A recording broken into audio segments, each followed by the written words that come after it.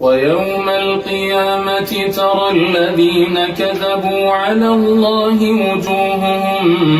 مسودة أليس في جهنم مثوى للمتكبرين وينجي الله الذين اتقوا بمفازتهم لا يمسهم السوء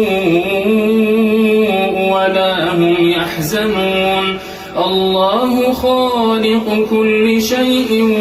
وهو على كل شيء وكيل له مقاليد السماوات والأرض والذين كفروا بآيات الله أولئك هم الخاسرون قل أفغير الله تأمروني أعبد أيها الجاهلون ولقد أوحي إليك وإلى الذين من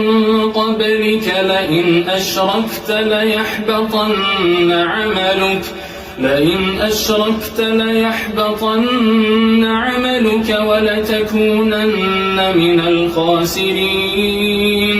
بل الله فاعبد وكن من الشاكرين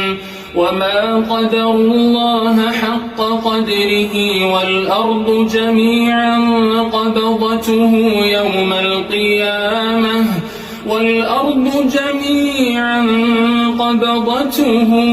يوم القيامة والسماوات مطويات